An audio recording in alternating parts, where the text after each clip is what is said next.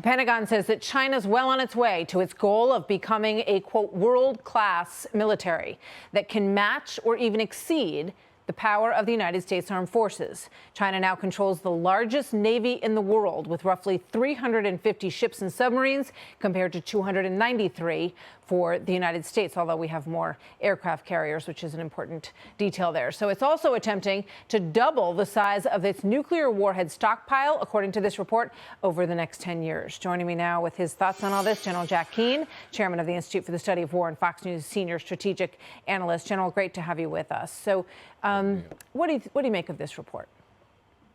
Well, I think it's largely accurate. If anything, it may be a little bit understated. China clearly is the most rapid growing military in the world today. They exceed U.S. capability, as you mentioned, in Navy ships, but also offensive long and medium range missiles and also air defense systems. And where they're heading strategically on the long range military path is by 2035 or 40 to be the super dominating military power in the world, something the United States has held ever since the collapse of the Soviet Union. That's the path that they're on, and they're not there yet, because to have that kind of domination, you would have to be able to project power worldwide, and that means bases, maritime and air bases, and they're just beginning that. The United States has 80 of those around the world, and that certainly enhances our global military capabilities. Secondly, though, and this is very concerning, at the present time, they have a near-term strategy, Martha, and that is to be able to take control of Taiwan militarily and deny the United States and its allies access to be able to stop that control and that defeat of Taiwan. And militarily, they have done very well with this in preparation for it. When we play war games, and we've been playing them for a number of years now, and they're out in the open press, we're challenged to win.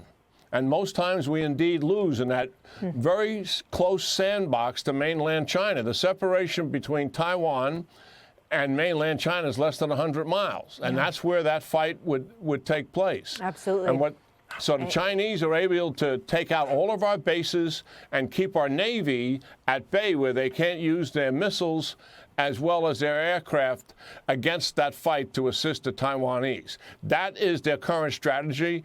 And it is a sound one. It's what we refer to in military circles as asymmetric strategy, focused on a very specific threat in a very specific place.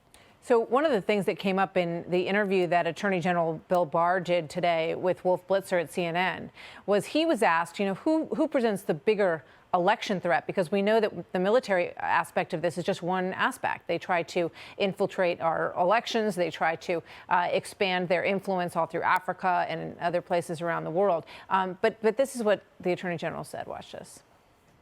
Russia, China, and Iran. Which is the most assertive, the most aggressive in this area? I believe it's China. Which one? China. China more than Russia right now? Yes. Why do you say that? Because I've seen the intelligence. That's what I've concluded. What's your reaction to that? Yeah, he's absolutely right. It used to be Russia, but China, their cyber and espionage program is hard to get your head around, the scale of it.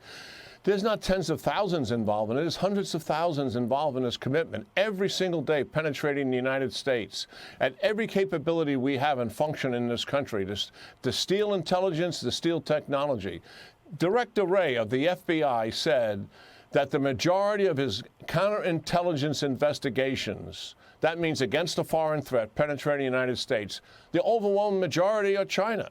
So we shouldn't be surprised that China would have the same intent with our elections. Yeah. He said, which was pretty shocking, he said, we on average open up a new case against China every 10 hours in this country.